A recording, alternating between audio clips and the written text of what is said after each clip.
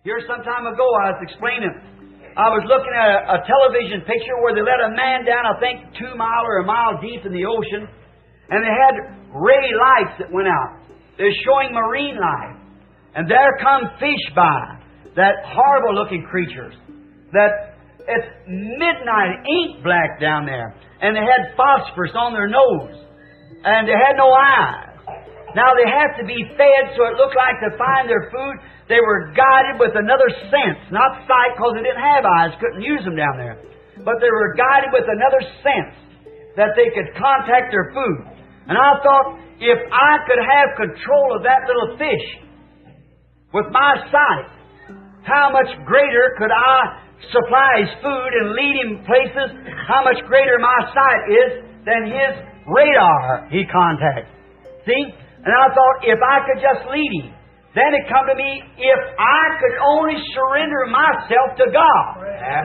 How much greater is the sight and senses of God who could guide us much more than the things that we see, because the faith that He supplies us is the evidence of things not seen with our eyes. Then, if that little fish could never come up to the top of the water like other fish because he's pressurized, He'd bring him up, he'd explode. No more than we can go up higher and keep from exploding. We are pressurized for the place that we live.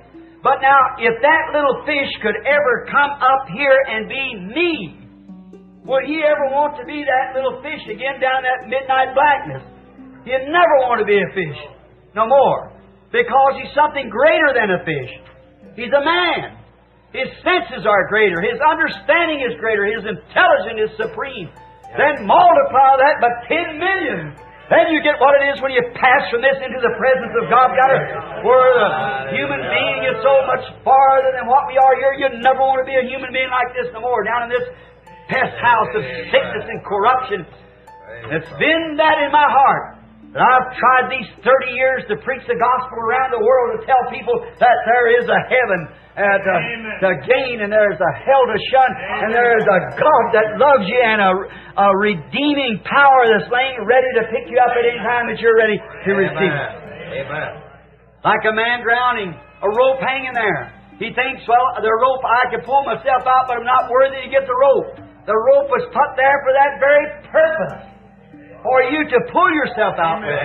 That's the reason Jesus Christ died, for the very purpose of saving sinners. And He dangled the rope of eternal life, which this very night will pass over every sinner's head in here, and a welcome sign hanging on it. Come up out of it. If you wish to do it, the preparation is made.